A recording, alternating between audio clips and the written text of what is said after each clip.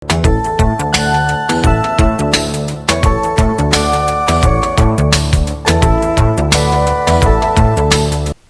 power of E in finance. And the assiduous may actually note there's a pun there. Turns out there is a way to do instantaneous compounding in finance. And that's kind of relevant. We compound quarterly, often monthly. Let's take a look. Well, you have future and present values. And in this bolder form of script or font, that's the Excel version.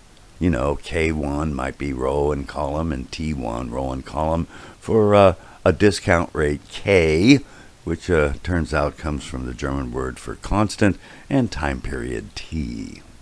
You know, suppose we had an interest rate of, say, 12%, always computed as a decimal, and, well, once a year compounding, we would wind up with 112% of the original balance.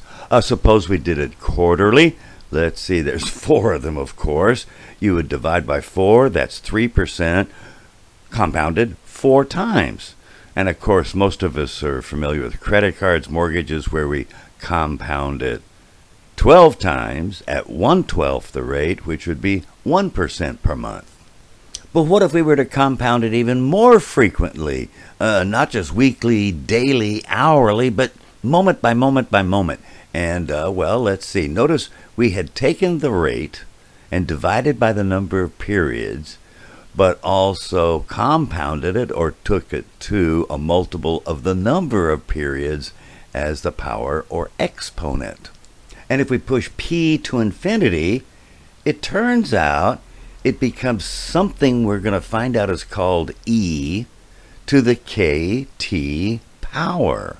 And it turns out e is a magic number, we're going to show that, and is also easily obtained in Excel by just saying it equals exp of the number 1. Or about 2.71828, etc., and we're going to show where it comes from. Turns out it's a summation of the reciprocal factorials. Say what? Okay, let's say we take a series of sequential numbers and we multiply the next one times the next one times the next one. That's what we call the factorial, written with a little exclamation mark. And yep, 1 times 2 times 3 would be 6, times 4 is 24. We're looking good here. And then we were to take the reciprocal of those numbers, divided into 1 if you will, and we were to add them up. Look at that. We get something that we're going to call E. And this number has magical properties. Let's take that same example, 12% compounded monthly, that's 1% a month, and in 1 year, we'd get about a gain of 12.6825%. But look, what if we had used E, which we had taken to the RT power. R is the rate as a decimal, period here is 1.